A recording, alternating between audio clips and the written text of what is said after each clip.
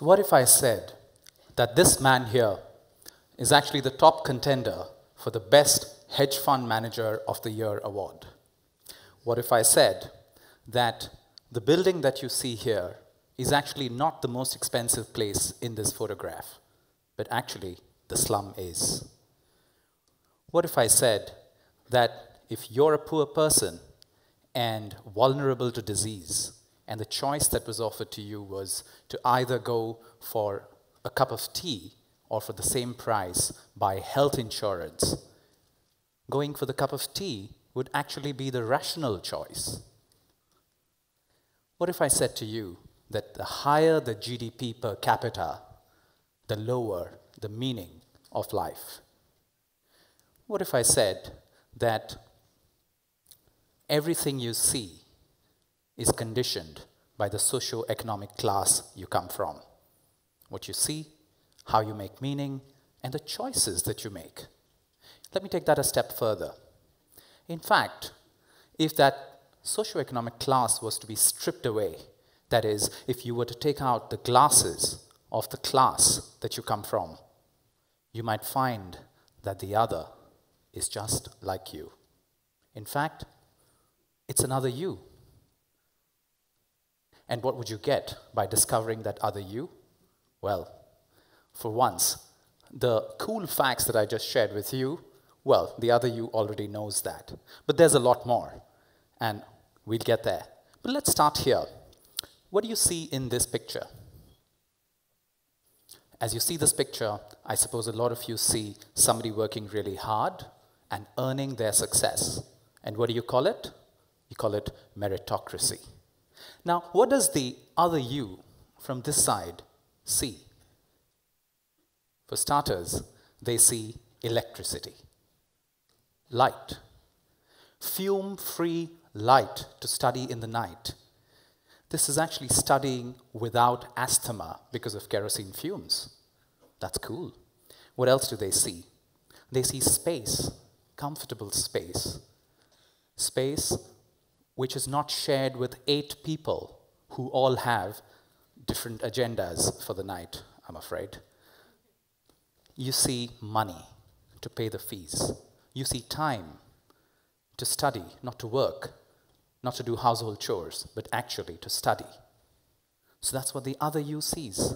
And how does the other you describe the same thing? As luck. Boy, that girl's lucky. Merit and luck. Which one is it? What do the statistics say? Well, the Hampton Institute says that legacy applicants, that is those who have one parent at least in an elite school, have 45% more chances of being accepted into an elite school. What does that statistic mean to you? Your interpretation, your choice. It's evenly split. But the point here is that you see differently. Okay, got it. We see differently. So what? So we make different choices. And let's go to the choice again of tea versus health insurance. If both of them were available at absolutely the same price, and if you knew that you are actually vulnerable to disease, which one would you pick? Which one? Insurance, yeah? Rational choice? Yeah? All right. And the other you, sitting on this side of the class wall, what would they pick? As it turns out, they pick the cup of tea. That's why in Africa, the penetration of health insurance or general insurance is just 0.73%. And that's not because there are no providers. There are actually no takers. Irrational, eh? Well, hang on. Let's go to the other side, and let's just see what's going on here. So what's going on here? Well, there's risk. There's lots and lots of risk. Income risk. So farm incomes in India farm wages in India are 21 times more fluctuating than in the US. There is the medical risk, health risk. 1 out of 3 households in the poor neighborhoods of Udaipur were found to be indebted, 1 out of 3, because of medical expenses. What else? There is riots. They can happen. And you know who dies when riots happen? It's these guys. It's this other you. What else? Famine. And even if just the district collector changes, a nice guy changes, who gets affected? It's the other you. So there's a lot of risk. If there are risks, then buy insurance, you stupid la. Well, hang on. Uneducated? Yes. Stupid? No. Because it doesn't actually cover the risks, right? Now, this other you has met the woman next door who actually had a stomach infection and got it treated at the hospital. And the other one in the other village whose husband was so sick, she spent so much money on doctors and medicines, and yet he died. But neither got a dime from the insurer. And the insurance had come packaged together with a micro loan, and yet neither got a dime out of it. Why? Well, because neither had spent a night at the hospital. So technically the insurer is right. I mean, you should have spent a night at the hospital. Look, the thing is, you don't understand insurance. I actually do. And that is why I don't buy. You see, but I'm not sure you understand what goes on here. A hospital, how far is a hospital from where I stay? Do you know that? Then I have to ensure that the hospital is actually accredited to your system. Then I have to reach there, find a doctor. Well, that would be great if I can find some qualified staff at least, and then pay the non-reimbursable bribe in order to get a bed to stay the night, and then get these guys to give me the paperwork that will support my claim, and then you have all your exclusions. Now, when you look at all of that, which one do you think is actually the rational choice? The cup of tea, yeah? But you say, look, the thing is, I mean, I understand, but look, the company has, they need to have some proof. I know they need to, and that's why they designed this as per their need, not mine. But it's not easy. Of course it's not easy. But it wasn't easy to go to the moon, was it? But you did. You did. When enough of you bright people out there put your minds and energy to it, you did. But till then, don't worry. I've got my cup of tea. It gives me an immediate kick, a sugar high, guaranteed. Right now, right here. It's a clean deal, yeah? Would you like to have some? And by the way, thank you for asking. It's rare that someone has asked me what a cup of tea means in my life. And so, this man is actually a barefoot hedge fund manager.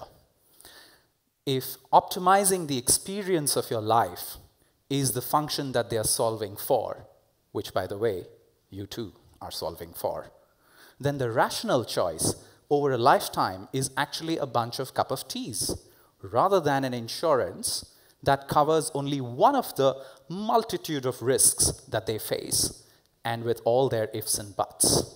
It is the rational choice. This person actually does equally good or better than the hedge fund managers that brought you the crisis. In fact, this is the same thing that also explains why they have in their portfolio these noisy festivals that some of us just can't understand. A study found that 2 months' worth of annual earnings are spent by the poor, by the extreme poor, as the World Bank defines it, in festivities. Well, if you know what you're optimizing for, and if you understand the world on this side, you would know that's the most rational thing to do. The point is that the poor are uneducated, but not stupid. That's the point. The point is that you don't understand them, and they understand that you don't understand them. And at times, when you say that you want to understand them, because they are the emerging markets, they know who you turn to. You turn to the investment bankers who've never gotten off their SUVs. You turn to politicians the gimmicky ones that get off of helicopters and then vanish away again. You try to learn about them through these people. They know this. And they don't even trust you, actually. That is the unfortunate truth. Because they know that some of you and I want to also get into those same SUVs and helicopters. They know that the rest of us will allow them to. They know that the rest of us will allow a corrupt system to flourish. Even call it convenient. Because guess what? From this side of the world, it actually is. But on this side of the world, it hurts. It hurts where it really, really does hurt. Okay, got it. So where do we start? What do we do? Well, I say this. Start here. Explore. Go explore. And do it having fun, not out of a sense of duty or guilt. So let me share some quick fun facts with you. Here are some of the benefits of exploring this side. It seems that the poor have higher ability to read emotions accurately because they have to depend on the mood of others. They need to always make the judgment of, can I trust this man or not? And so, as the study shows, they read emotions better. They're also more generous.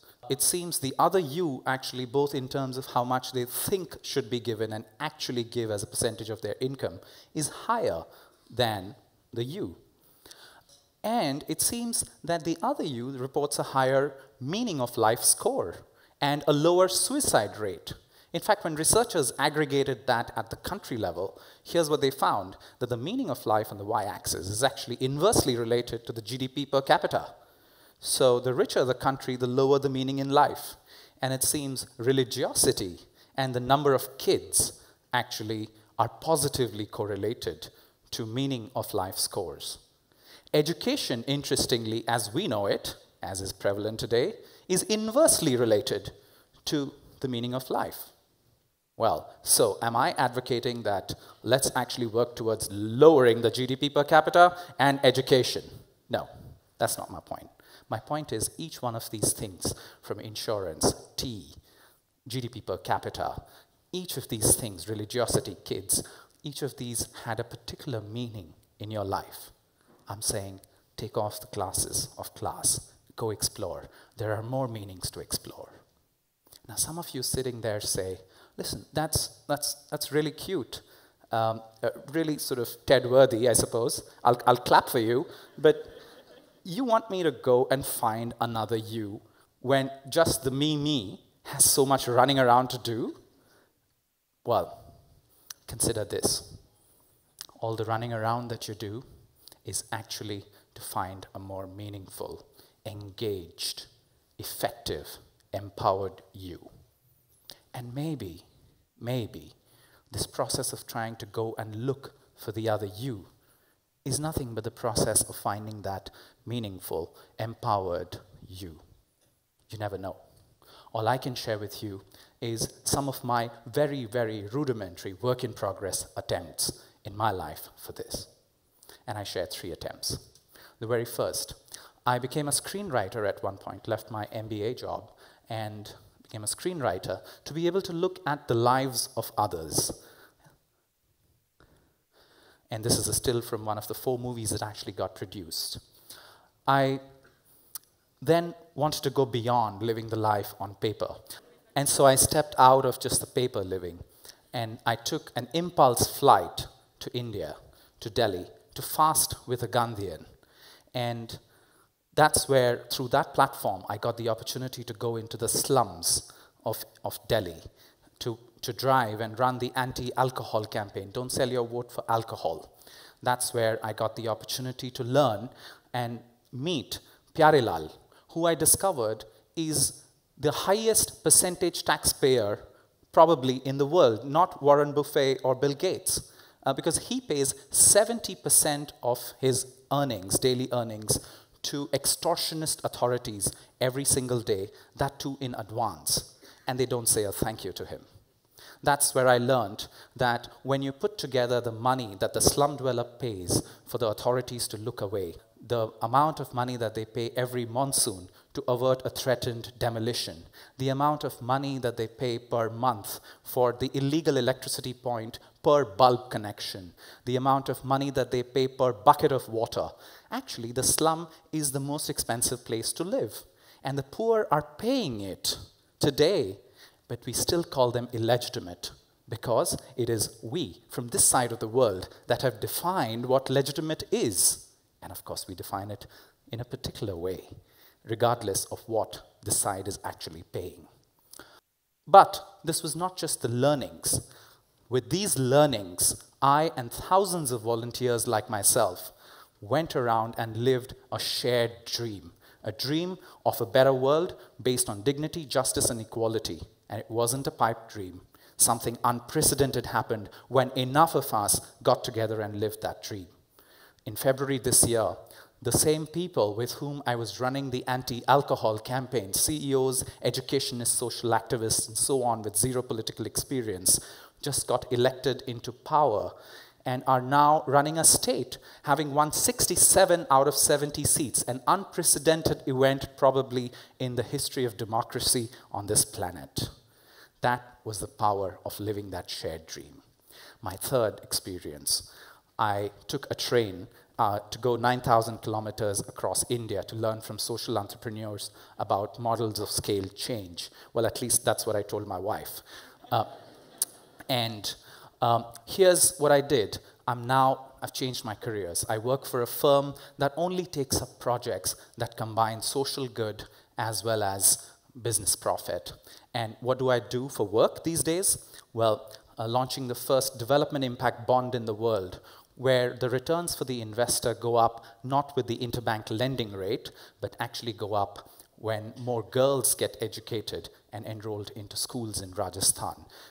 Looking at private sector approaches to reducing deforestation to reduce the haze. Looking at youth and employment opportunities in Hong Kong and Cambodia. Toilet loans in India. As a village to boardroom consultant, that is now the privilege that I have. I feel inspired. I feel inspired by the work that others are doing in this field. I feel empowered. I can be an agent of change. I feel humbled. I feel engaged because these problems are far more complex than anything I encountered before this. And that means my lifelong learning will be a reality, not just a phase, not just a phrase. And this is what this has given me.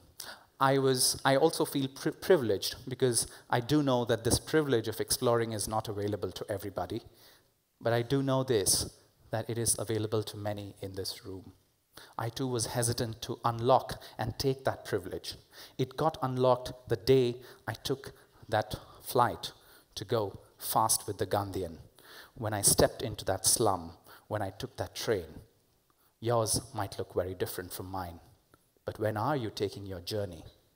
When are you going and taking a peek behind the glass wall of class? Thank you.